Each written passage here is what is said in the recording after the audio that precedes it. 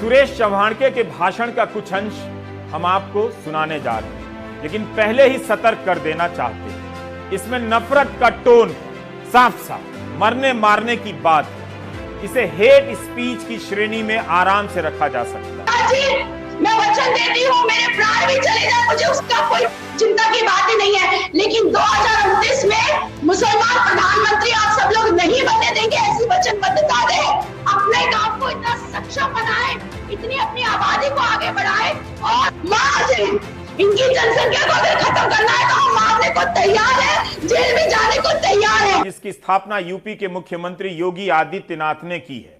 मंच के पोस्टर पर मुख्यमंत्री योगी आदित्यनाथ की तस्वीर भी है और यूपी सरकार के राज्य मंत्री राजेश्वर सिंह की भी, जिन्हें हिंदू युवा वाहिनी का मंडल प्रभारी गोरखपुर बताया गया है। इसे देखकर आप प्रधानमंत्री मोदी और योगी आदित्यनाथ को इनसे अलग नहीं कर सकते। आप यह भी नहीं कह सकते कि इस कार्यक्रम में शामिल लोग प्रधानमंत्री और मुख्यमंत्री में आस्था नहीं रखते हैं। यह भी नहीं कह सकते कि इन सभी को दोनों का संरक्षण प्राप्त नहीं है। 19 दिसंबर की सुबह दक्षिण दिल्ली के बनारसी दास चांदीवाला ऑडिटोरियम में यह सभा हुई, जिसमें सुदर्शन टीवी के प्रमुख संपादक सुरेश चव्हाणके ने भारत को हिंदू राष्ट्र बनाने की शपथ दिलाई। इसका वीडियो ट्वीट करते हुए उन्होंने लिखा कि हिंदू युवा वाहिनी के शेर और शेरनी हिंदू राष्ट्र बनाने की शपथ ले रहे हैं। यह कोई गुप्त सभा नहीं थी, नारों के वीडियो बनाए जा रहे थे। सुरेश चव्हाणके के भाषण का कुछ अंश हम आपको सुनाने जा रहे हैं, लेकिन पहले ही सतर्क कर देना चाहते हैं। इसमें नफरत का टोन है, साफ साफ मरने मारने की बात है। इसे हेट स्पीच की श्रेणी में आराम से रखा जा सकता है। आपको यह बताना जरूरी है कि यह हाशिए की आवाज नहीं है। इनके बीच आधिकारिक और अनधिकारिक का कोई अंतर नहीं है। सारे लोग और उनकी सारी बातें आधिकारिक हैं। सभी एक ही राजनीतिक और धार्मिक धारा के हैं। इन सब का मालिक एक है, वही। हम इसलिए यह नफरती भाषण दिखा रहे हैं ताकि दर्शकों को सतर्क कर सके। दुनिया के कई देशों में इस तरह के भाषणों के बाद लाखों लोगों का नरसंहार कर दिया गया है। सुदूर इतिहास में जर्मनी में, रवांडा में और हाल के दिनों में भारत के पड़ोसी देश म्यांमार में। अब आप इसे ध्यान में रखते हुए सुरेश चव्हाणके का यह अंश सुनिए उनके भाषण का। शपथ लेते हैं, वचन देते हैं, संकल्प लेते हैं, अपने अंतिम प्राण के क्षण तक इस देश को हिंदू राष्ट्र बनाने के लिए,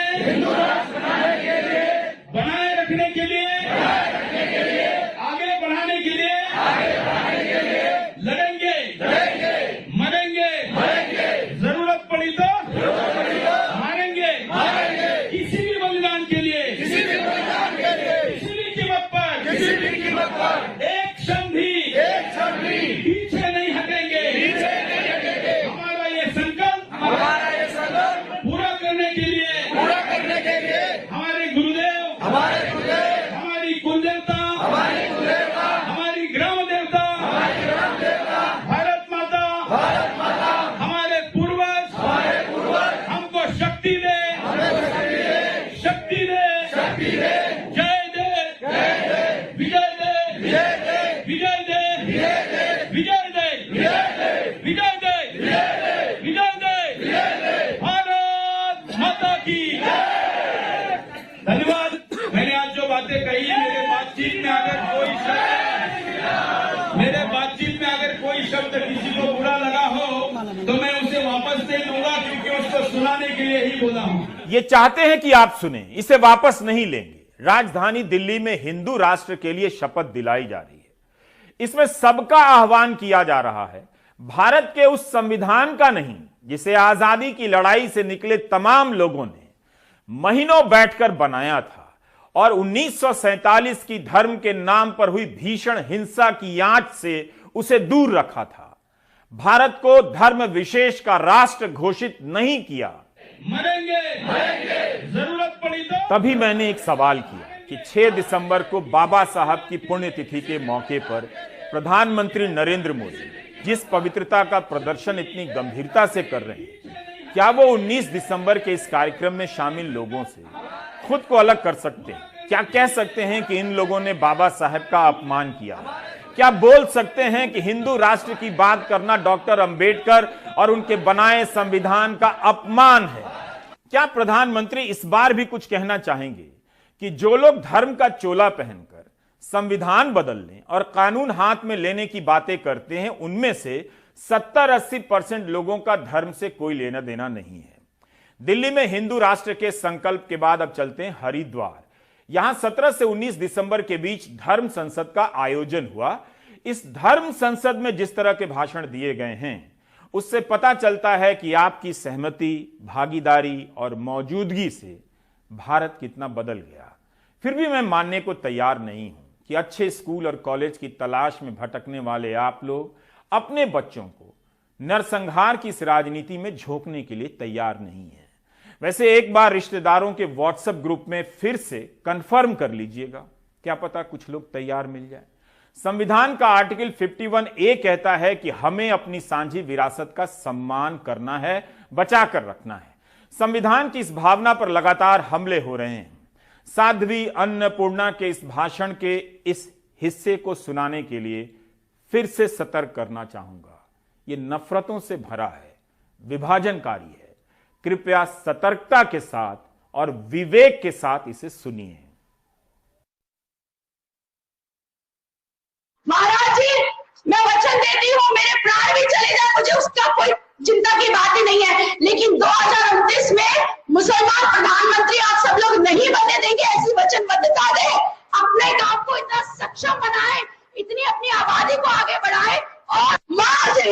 इनकी जनसंख्या को अगर खत्म करना है तो हम मारने को तैयार है, जेल में जाने को तैयार है। अगर हम 100 लोग भी सैनिक बन गए और इनके 20 लाख भी मार दिया हमने, तो हम विजयी हैं, हम जेल में जाने को तैयार हैं। ऐसा जज्बा जब लेकर के आओगे तभी सनातन को बचा पाओगे। और ध्यान रखना, इस भारत माता की, इस सनातन धर्म की रक्षा को सैनिक ही बनना पड़ेगा। कॉपी किताबों को रख दो और हाथ में शस्त्र उठा लो। और बस जो धर्म संसद में सबसे बड़ी बात यह है कि हम विचार क्या दे रहे हैं, हम कर क्या सकते हैं सुझाव। तो जी, मैं अपने साथ सुझाव ये देती हूँ, मैं अपने आप को समर्पित करती हूँ। क्या हम ऐसा भारत चाहते हैं जहां आपके बच्चे कॉपी किताब रखकर हत्यारे बन जाएं?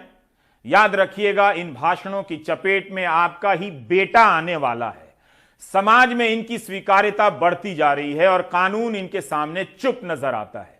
लोग तालियां बजाते हैं। निरंजनी अखाड़ा की महामंडलेश्वर हिंदू महासभा की महासचिव साध्वी अन्नपूर्णा ने हथियार उठाकर एक समुदाय के 20 लाख लोगों को मार देने की बात कह दी। नफरत से भरा ऐसा भाषण अगर किसी और ने दिया होता तो अब तक जेल में होता, यूएपीए लग गया होता। अगर हम 100 लोग भी सैनिक बन गए और इनके 20 लाख भी मार दिया हमने, तो हम विजयी हैं, हम जेल में जाने को तैयार हैं। ऐसा जज्बा जब लेकर के आओगे तभी सनातन को बचा पाओगे। इसे कुछ और नहीं, केवल हेट स्पीच कहेंगे, नफरती भाषण, समाज को दंगों की आग में झोंक देने वाला भाषण। साध्वी अन्नपूर्णा का एक अवतार आप पहले देख चुके हैं। गणित की प्रोफेसर है। आपका ये नाचीज एंकर गणित में बहुत कमजोर है, फिर भी ऐसे प्रोफेसर से गणित नहीं सीखना चाहेगा जो हत्या की वकालत करती हैं। पूजा शकून पांडे अलीगढ़ की रहने वाली हैं। 30 जनवरी 2019 के रोज इनकी यह तस्वीर आई थी जिसमें ये गांधी की तस्वीर पर नकली पिस्तौल से गोली चला रही हैं। उनकी आवाज से गुब्बारा फटता है और गांधी जी की तस्वीर से खून बहता है। यही पूजा अब साध्वी अन्नपूर्णा बनकर हिंदू धर्म की रक्षक बन रही हैं। बच्चों से कॉपी किताब छोड़कर हथियार उठाने की बात कर रही हैं, उस गांधी जी को मारने के लिए जो जीवन भर खुद को हिंदू कहते रहे। साध्वी अन्नपूर्णा जैसों के खिलाफ कोई कार्रवाई नहीं होने वाली है। गिरफ्तारी भी होगी तो जमानत मिल जाएगी।